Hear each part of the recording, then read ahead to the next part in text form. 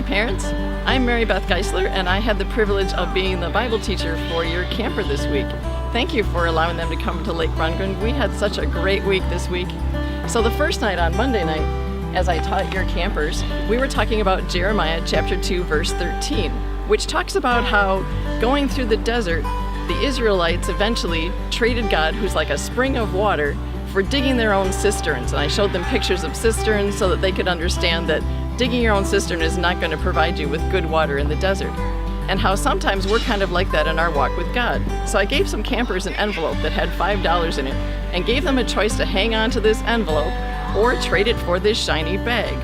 And lots of them traded the $5 not realizing what it was worth, like we sometimes trade our relationship with God, for this shiny things of the world which turn out to be useless, like a broken cistern that doesn't hold water in the desert.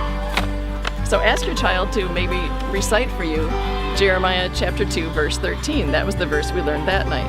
On Tuesday, we started talking about how God knows everything inside of us, and how we looked at Psalm 139 verses 1 and 2 that tell us that God knows not only if we're standing or if we're sitting, but He also knows every thought that we think. And we talked about how as you look down into your life, if God were to shine a light into your life like going down in the ocean, how we start off and on the outside we can look really nice and really good, and how sometimes in other situations all of us maybe don't act quite the same as we do like when we're all nice in church. And then we go a little deeper into what do we do when we're all by ourselves? And what are our attitudes and thoughts? Those are sometimes even worse. And we looked at how as we go down into ourselves and look at all that, sometimes it gets pretty dark. The next night then, having looked at the darkness inside of ourselves, we realized that, well, I took a glass like this and showed how our relationship with God is broken. So I smashed the glass and talked about how there's nothing that we can do to make that glass usable again, just like there's nothing that we can do without Jesus in our lives to be good enough for God, and how Jesus came and died on the cross for our sins to take away our sins so that we could be whole and have a relationship with God. Then we talked last night about things that we need in order to keep the fire alive. So we talked about flames and about how you need oxygen and you need fuel.